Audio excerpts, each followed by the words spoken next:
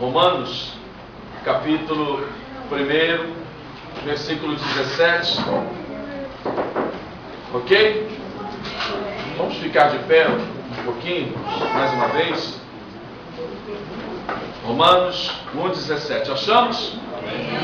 Hein? Os améns ainda não estão todos em unidade.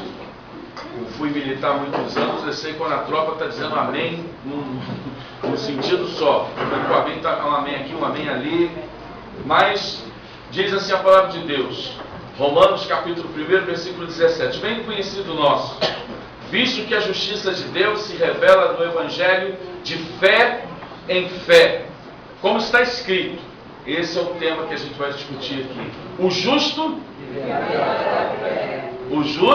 viverá pela fé. Ó Deus, em nome de Jesus, continua falando aos nossos corações, nos consolando, nos edificando e nos exortando. Abençoa, Deus, se porventura ainda tem alguém a caminho, que não seja o homem a falar, mas que o Espírito Santo através do homem. Continua conosco, que é o que eu te peço e te agradeço em nome de Jesus. Amém. Os irmãos podem assentar. Irmãos, o justo viverá pela fé. Tem muita coisa hoje aqui interessante que eu quero compartilhar com os irmãos. Então procure segurar aí o irmão do lado, sair para lá e para cá e etc e tal. Eu não vou pedir que você me responda isso que eu vou fazer agora. Mas você se considera justo? Você se considera uma pessoa justa? Você sabe o que significa justo na Bíblia? Essa palavra, interessante que esses 2 anos, os dois últimos anos, me identifiquei muito aqui com o irmão Rubens. Na minha vida tem sido provavelmente esse um ano muito complicado, muito difícil. E essa semana eu fui até o Meia tive que comprar um remédio assim de última hora. Meu filho teve uma crise de rinite, sinusite, um remédio baratinho de R$100 e você não ter, e você correr atrás daqui e dali. E aí você sai. E aí fui caminhando, porque eu gosto muito de caminhar daqui até o Meia. E caminhando eu oro, converso com Deus e tal. E aí essa palavra veio no meu coração. O justo viverá pela fé. Ó Deus, aleluia. Aquilo veio assim, tum! Aí de novo repetiu, o justo viverá pela fé. Aí eu falei, o senhor quer falar alguma coisa comigo sobre isso? E aí quando eu cheguei em casa, aí a palavra descortinou assim, e Deus começou a falar sobre ser justo. E justo viverá pela fé. E eu vou trabalhar 2 pontos aqui, mais a fé, mas dentro do contexto do justo. E fui procurar, originalmente falando na Bíblia, o que significa a palavra justo. Justo na Bíblia é íntegro. Íntegro é inteiro. Justo na Bíblia é reto. Reto é uma pessoa que tem uma direção, ela não fica assim, ó. Ou ela é reta, ou não é. Por isso que em Jó, no capítulo 1, Deus fala de Jó, homem justo, homem reto, justo, justiça, justo. E ele vive pela fé. O justo viverá pela fé. E aí, analisando, que isso aqui é um outro assunto, mas eu vou falar muito rapidamente, o diabo, ele quer que você veja para você acreditar. Deus quer que você acredite para depois você ver. Ó Deus. Entenderam isso? O diabo quer que você veja para depois acreditar. Deus quer que você acredite para depois você ver. No final eu vou falar isso de uma maneira mais... Porque a lógica do diabo é que o homem não dependa de Deus, que o homem queira ver as coisas imediatamente, sem ser com os olhos da fé. E quando a gente fala sobre fé, a televisão usa muito essa expressão, eu até anotei aqui, expressão de fé. Somente quando com muito respeito aqui, quando é época de chamado santo A, santo B, aí aquelas pessoas fazendo aquelas procissões, levantando aqueles supostos santos ali, aquelas estátuas, outros puxando corda e aquela coisa toda. E aí os jornalistas, gostam muito de dizer assim: olha as expressões de fé. Aquilo ali não é expressão de fé. Aquilo ali não é fé. Aquilo ali pode ser qualquer coisa. Dedicação, reverência. Fé não é. As pessoas não sabem o conceito da palavra fé. Entendeu? A palavra fé, na Bíblia, ela envolve 3 coisas: obedecer, agir, buscar, ouvir e esperar. Fé na Bíblia significa obedecer. Obedecer o quê? As leis de Deus, as coisas de Deus. Agir. Agir o quê? Você tomar coração. Você, a fé, ela tem que ter ação. Não basta eu somente dizer que tenho fé e não tenho obras. As pessoas dizem que tem fé, mas a sua vida não tem obra, não tem ação. Fé é buscar. É você ter uma vida continuamente buscando a Deus. Fé é você ouvir. Que a palavra de Deus diz: a fé vem e ouvir. Fé é ouvir. E fé é esperar. É ter certeza naquilo que eu estou esperando. Então é obedecer, agir, buscar, ouvir e esperar. Aí lá em Mateus 7,7, Jesus dá uma, não vou dizer que é uma fórmula, mas ele diz ali alguns princípios com respeito à fé. Ele diz assim: pedi, buscai, batei. Então Jesus disse ali: para que eu tenha alguma coisa, eu preciso pedir, preciso declarar, preciso falar. Eu preciso buscar, eu preciso visualizar o que eu estou pedindo. E depois eu tenho que bater. Bater eu tenho que agir, eu tenho que buscar. Então, se eu quero algo de Deus, eu tenho que falar com Deus. Eu tenho que visualizar aquilo e eu tenho que agir. Eu quero que alguém da minha família se converta. Eu peço a Deus. Depois eu tenho que visualizar essa pessoa da minha família dentro da igreja, ainda que não esteja. Eu tenho que visualizar essa pessoa vindo da igreja, no culto. Eu estou usando a imaginação, porque a fé trabalha com a imaginação. Agora eu tenho que agir. Como agir? Eu tenho que falar com essa pessoa, eu tenho que orar por ela, eu tenho que ter a parte da ação. Então, estamos entendendo isso, o que é a fé.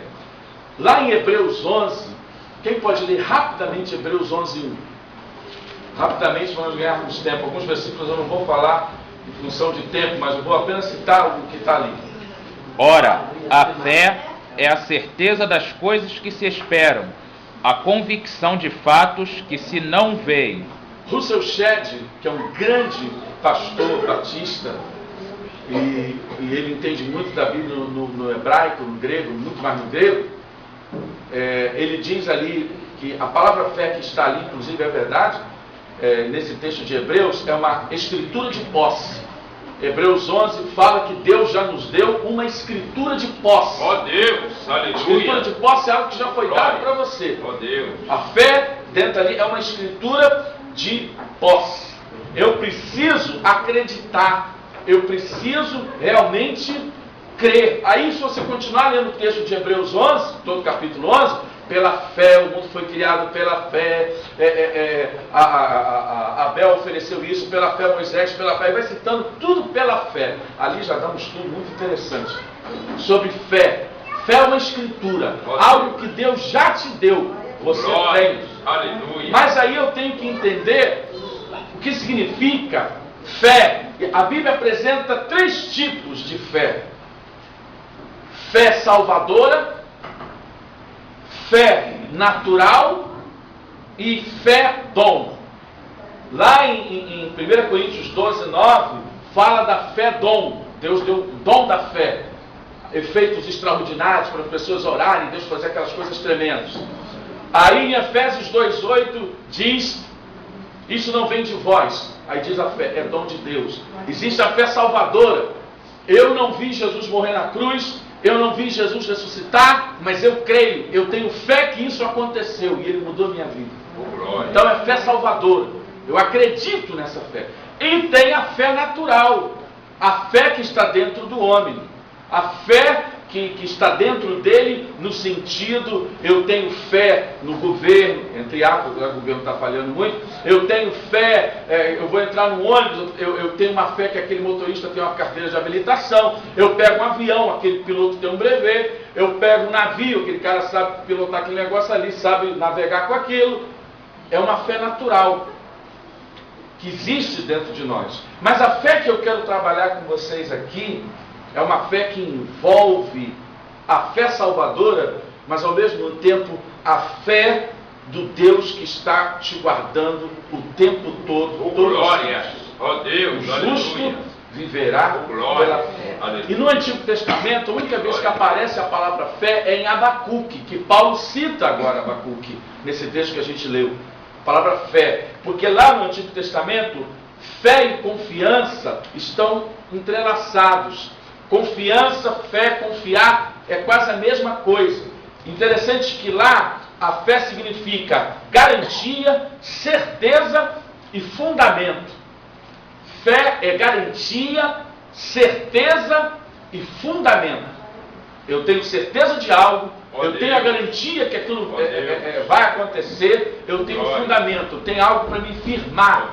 É isso que aparece no Antigo Testamento. Aí eu vou dar alguns exemplos, e eu faço aqui uma citação de Lorie Kahneman, que é o fundador da Jocum, que ele diz assim: obedeçamos a Deus, deixando com Ele os resultados.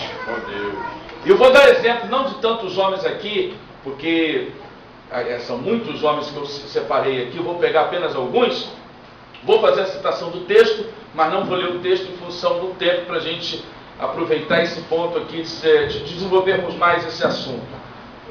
Exemplos de fé na Bíblia. Exemplos de fé na Bíblia. É muito fácil a gente ler aqui e você depois se colocar no lugar dele. O pastor ainda agora pegou aqui o hino, né? E falou, e até o irmão Rubens também chegou aqui, que Deus me dê condições de viver isso. Irmãos, eu vou dizer uma coisa para vocês, por favor, não vão querer ficar chateados comigo. Sabe que a gente canta muita mentira para Deus? A gente diz para Deus e diz: eu te amo de tudo quanto é coisa, ama nada. Aonde o Senhor quiser que eu faça, faz nada. Ai, Senhor, isso, aquilo, outro, tal. Mentira. Eu não estou chamando você de mentiroso. Eu estou dizendo que muitas vezes nós não cantamos verdadeiramente para Deus. Você tem que pedir a Deus, toda vez que aparecer um cântico que diz que você, Senhor, entra na minha casa, entra na minha vida, mexe com a minha estrutura. Você está pedindo a Deus para te balançar, para Deus mudar tudo. Às vezes Deus dá um soprinho. Ai, meu Deus, que tu luta. Deus nem mandou o temporal ainda. O anjo passou correndo, deu uns barrão, e você já viu, Deus, que luta tremenda. Quer ver uma pessoa saber se é cristão ou não? Passa por uma luta grande, tirando tudo. Jó, o diabo chegou e falou assim, lá no texto de Jó, capítulo 1. Mas debalde, essa expressão ali, Jó te serve debalde. O que ele quer dizer com a expressão debalde? Debalde quer dizer, Jó se serve mesmo sem nenhum interesse? O diabo está perguntando para Deus, será que Jó está te servindo sem nenhum interesse? Olha, o camarada cheio de dinheiro, cheio de filho, vivendo numa boa. Aí Deus falou assim, pode tirar tudo dele. Você quer tirar tudo dele? Tire tudo dele. Tire a saúde dele. Vai ver se ele vai continuar acreditando em mim e sendo justo. Então eu vou. E a gente conhece a história. O diabo foi, tirou toda a riqueza dele, matou os filhos e tal, e Jó ficou na sarjeta, cheio de ferida. 3 amigos dizendo que ele estava em pecado, porque tem muita gente que julga, não sabe o que está acontecendo na vida do irmão, logo diz que é pecado, quando o irmão está numa luta, né? E aí Jó diz assim, Deus deu, Deus tirou, bendito seja o nome do Senhor. Ó Deus! E o texto diz que não se achou na boca de Jó. Jó questionou sua vida, ele questionou tudo, mas nunca se fez uma menção contra Deus. Aí você vem me dizer Ai, Senhor, eu estou aqui à tua disposição, eu estou aqui, deixa o teu emprego, vai fazer minha obra, faz isso, vai fazer aquilo outro. Ah, pastor, estou numa situação difícil, o que eu faço? Senhor, eu vou cantar esse hino, mas me dê condições, eu quero viver esse hino. Oh, glória, eu quero cantar esse hino vivendo. Glória, glória, glória. Porque quando Davi canta os salmos, ele vive aquilo que ele canta. Glória, glória, glória. Ele vive. Aleluia. Olha a vida de Davi. Hoje eu falava com um grupo de mocidade lá em Costa Barros. Os jovens se reúnem sempre 8 horas da manhã antes de começar o culto. Tem lá um treinamento com os jovens, com os músicos, jovem e o pessoal que trabalha com teatro e evangelismo. E eles pediram para me falar, e eu estava falando sobre o sentido da adoração, de você adorar a Deus dia a dia. Os caras até meio assim, porque eu balancei lá a turma lá, porque tem muitas vezes que a gente está cantando aqui, está tocando aqui, mas não está vivendo não. Não está dizendo isso para Deus. Aí quando eu olho para a Bíblia agora e vejo homens com exemplos de fé, o primeiro homem que eu estou citando, que está lá em Gênesis 6, é Noé. Aí Deus chega para Noé e diz, Noé, mandou Noé fazer o quê, irmãos? Uma arca. A gente olha assim rapidamente, que bonito. Noé estava num lugar, se você olhar geograficamente, que o mar estava distante. Não tinha nem rio.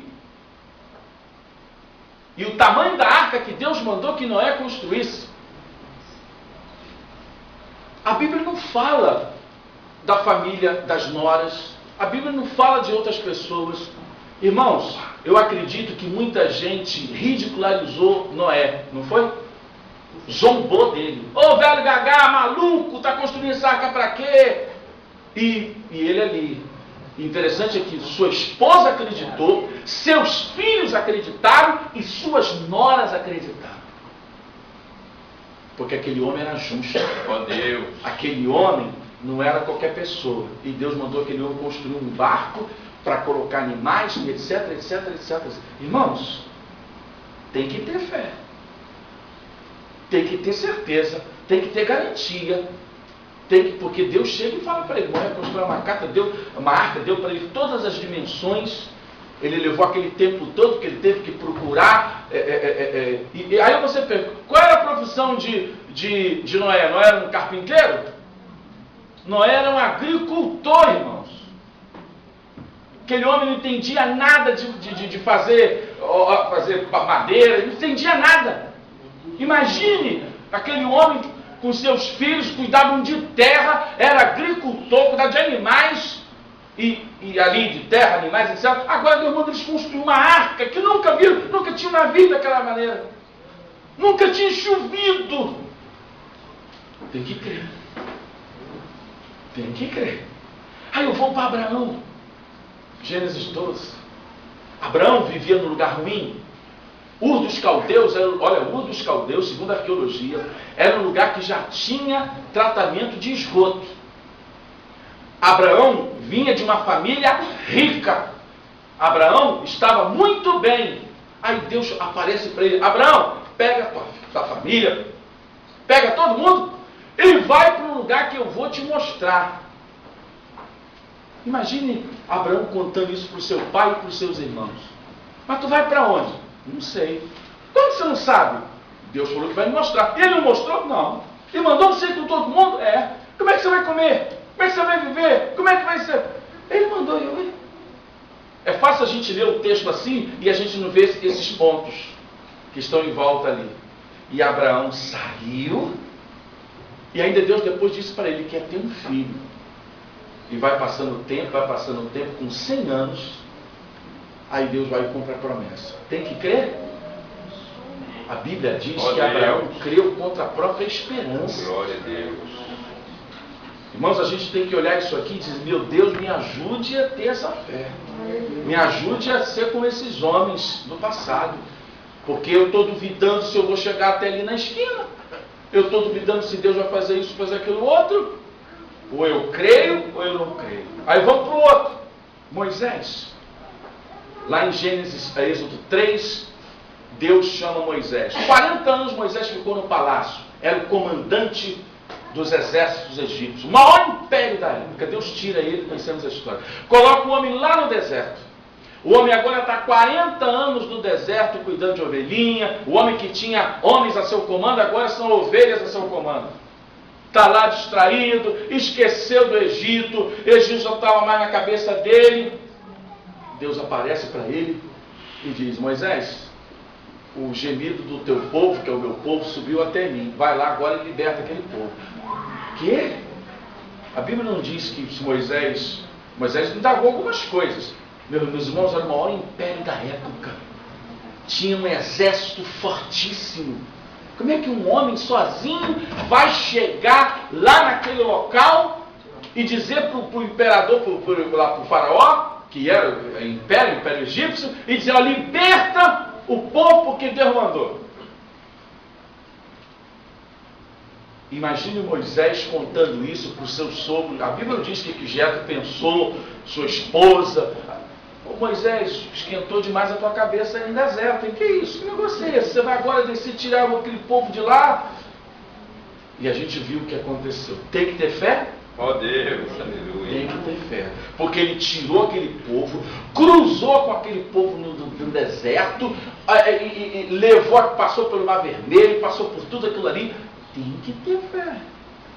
Será que eu e você temos fé assim? Vamos analisar se a gente tem ou não tem fé. Entendeu? Josué, eu não vou entrar muito também no detalhe, Josué capítulo 1, ele dá continuidade a Moisés. Vai entrar numa terra que ele não conhece, Canaã. Ele espiou mais uma parte antes, agora ele cruzou o Jordão a outro lugar. Não sabe os inimigos que tem ali, simplesmente a promessa: você vai entrar e vai conquistar. E ele sabia o futuro? Não. Mas uma coisa esses homens sabiam: que Deus estava com eles. Oh, Deus. E se Deus falou, Oh, Deus. vai acontecer. E se Deus falou, vai acontecer. Aí eu só vou dar mais 2 exemplos aqui para a gente partir para o segundo ponto aqui, senão não vai dar tempo. O outro que eu destaco é Davi. Mas esse eu vou pedir que alguém leia 1 Samuel 17:37, quando Davi vai enfrentar Golias. E um garoto talvez de 16, 17 anos, que era a idade possivelmente que ele estava ali. E olha o que ele diz para Saul. 1 Samuel 17:37. O Senhor me livrou das garras do leão, das garras do urso, me livrará das mãos desse filisteu. Ó Deus. Diante de Saul, disse Davi: vá, que o Senhor esteja com você. O Senhor teu Deus esteja com você. Davi ia enfrentar qualquer um? Não. Davi ia enfrentar um homem de guerra, um homem grande, um homem que só a sua armadura, se ele jogar só o escudo de Davi, matava Davi. Na cabeça já matava, tão pesado que era. Um homem experiente em guerra, um gigante que estava ameaçando todo mundo. E olha que os grandes guerreiros de Saul, todo mundo morrendo de medo, todo mundo escondido quando Davi chega lá. E aquele garoto diz: eu vou descer e vou enfrentar esse cara. Mas Davi tinha fé que o seu Deus era maior. Ó Deus. Muito Aleluia. maior do que aquele gigante. Ô glória. Aí eu pergunto: tem que ter fé? E ele diz para Saul: o Deus que eu sirvo, ele me livrou de um leão e de um urso. Glória a Deus. Isso aí não vai ser problema. Ó Deus. Irmãos, eu quero que vocês entendam uma coisa. Quando eu preparava esse sermão aqui, meu Deus me ajude, porque o sermão tem que falar também com o pregador. Ó Me Deus. ajude a viver isso aqui. Ô glória, Me glória, ajude. glória. Eu estou pregando, eu vou estar falando, mas eu preciso ter certeza dessas coisas. Nós não estamos aqui brincando de crente, perdendo tempo. Nós não estamos aqui perdendo tempo. Isso aqui é algo, eu não acredito que o pastor Joel tenha vindo de longe, depois veio lá de Copacabana e tal, veio para aqui e vamos construir isso aqui para... Tem gente aí que constrói coisas com outro objetivo. Mas eu estou dizendo, aqueles que têm uma visão de fazer a obra de Deus, que o nosso objetivo é ganhar almas e transformar vidas. Ó Deus. De ser apoio na vida das pessoas. Eu tenho que ter fé. Daniel, não vou entrar na história de Daniel, eu vou falar rapidamente de Daniel e seus amigos. Daniel foi jogado aonde? Mas o rei chegou e perguntou: e o Deus a quem tu serve pôde te guardar? dos leões, o Deus que eu sigo mandou um anjo e ele fechou a boca dos leões. Ó Deus. Tem que ter fé. Aí os amigos de Daniel, no capítulo 3 de Daniel, o rei manda dobrar-se lá diante daquela estátua, e ele diz assim: não vamos dobrar. Se a gente morrer, a gente morre. Se Deus quiser nos livrar, Ele nos livra. Mas não vou me inclinar diante disso. Ó Deus. Como tem gente que chega e diz: não, a gente pode negar aqui agora, depois a gente pede perdão e resolve o problema. Não tem esse negócio de ou você é cristão ou você crê ou você não crê. Ou você está envolvido ou não está. Ou você dá testemunho ou você não está. E o último, nesse exemplo de fé, eu destaco, tem tantos aqui, o apóstolo Paulo. Aí eu vou pedir que alguém leia, que esse texto é um pouco longo, leia um pouquinho mais rápido, em Coríntios, quando Paulo diz o seguinte: primeiro Deus diz para ele, diz para Ananias, importa que esse homem sofra, não é isso que diz o texto? 1 Coríntios 11, que esse homem sofra, 11 não, perdão, peraí, 1 Coríntios, deixa eu pegar aqui o ponto certo para a gente ler. Aí Deus diz para ele, importa o quanto que esse homem, 2 Coríntios 11, enquanto esse homem vai sofrer pelo meu nome, etc e tal. Eu quero pegar a partir do versículo que ele diz assim, 23 até o 26. Diz assim: são ministros de Cristo? 2 Coríntios 11, 23 em diante. São ministros de Cristo? Falo como fora de mim, eu ainda mais, em trabalhos muito mais em prisões, em açoites sem medida, em perigos de morte muitas vezes. 5 vezes recebi dos judeus uma quarentena de açoites menos um. Fui 3 vezes fustigado com varas, 1 vez apedrejado. Em naufrágio 3 vezes. 1 noite e 1 dia passei na voragem do mar. Em jornadas muitas vezes, em perigos de rio, em perigos de salteadores, em perigos entre patrícios, em perigos entre gentios, em perigos na cidade, em perigos no deserto, em perigos no mar, em perigo entre falsos irmãos, em trabalhos e fadigas, em vigílias muitas vezes, em fome e sede, em jejuns muitas vezes, em frio e nudez. O 28. Além das coisas exteriores, há o que pesa sobre mim diariamente, a preocupação com todas as igrejas. A gente conhece a história desse homem. Esse homem teve uma visão, o Senhor apareceu para ele e chamou. Esse homem perseguiu a igreja e agora ele é perseguido por causa de Cristo. Olha a história desse homem. Ele desistiu? Paulo desistiu? Mas quem lê isso aqui dá vontade de desistir. Meu Deus, eu agora estou te servindo, mas é só cacetada na minha cabeça?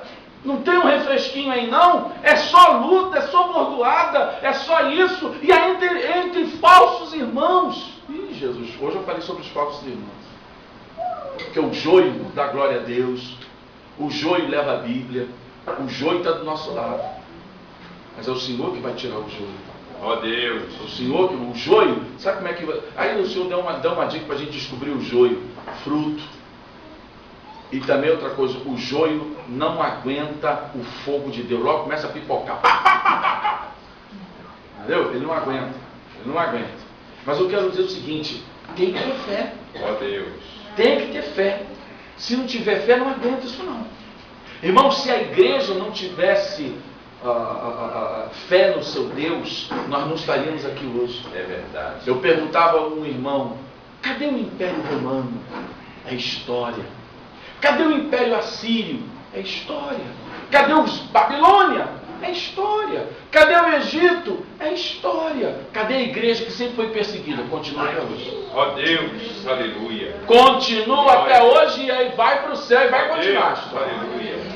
O livro de Atos é o único que não acabou, entre aspas, a história da igreja continua. Com glória. Ninguém para a igreja do Senhor Jesus Cristo. Glória, glória, glória. Ninguém, a Deus, como diz aleluia. aquele cântico, ninguém detém. Com glória a Deus. É obra santa essa causa do Senhor. Lembra desse cântico? Então, não tem isso. Agora, a vida sustentada na fé em Deus foi dita até que esse Salmo 37:5. Entrega teu caminho ao Senhor Confia nele. Confia nele Mais ele e o fará. mais ele fará. Oh, glórias. Quando eu estou vivendo pela fé, eu estou dizendo que Deus tem que cuidar do meu dia a dia, que Ele vai ser o meu sustento na providência, que Ele vai me dar saúde, que Ele vai me orientar nas decisões, hein? Amém. E tudo isso você tem que ter direção de Deus. Quando trabalhamos para Deus, sabe o que significa? Trabalhar de verdade, trabalhar e trabalhar muito.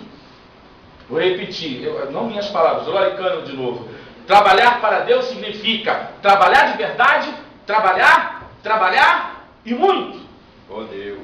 Quem está envolvido na obra de Deus, desculpe aqui a expressão, Deus não chama crente preguiçoso, vagabundo que não quer nada. Deus chama pessoas que querem trabalhar, Oh, glória. que querem fazer. Aí eu dou um exemplo aqui. Irmãos, é muito fácil você olhar às vezes a vida de pastor, de missionário, de obreiro. Se dando bem ali, com carrão, com isso, aquilo, outro. Vem pra cá. Como diz o Silvio Santos, vem pra cá, vem pra cá, vem pra cá. Vem pra cá. Fica aqui. Fica aqui. Fica de noite. Agora uma coisa. Tem que atender telefonema de madrugada. Tem que sair daqui e levar irmão ao hospital. Tem que socorrer irmãos, como o nosso testemunho do irmão Rolfo. Tem que fazer isso. Eu estava disposto a fazer isso. E ele tem que fazer isso? Eu pensei que era só ter carrão, ter um bom salário. Pode até ter carrão, um bom salário, mas tem que fazer isso. Oh, Deus. Aí quando a pessoa descobre que ser pastor, ser missionário, está vivendo na obra de Deus, significa isso aqui, aí o cara já fica, já pensa uma vez o meu sogro não é cristão. Estamos trabalhando na vida dele, ele é casado com outra pessoa, separou da minha sogra, e aí eles têm esse entendimento, porque eu abandonei a carreira militar.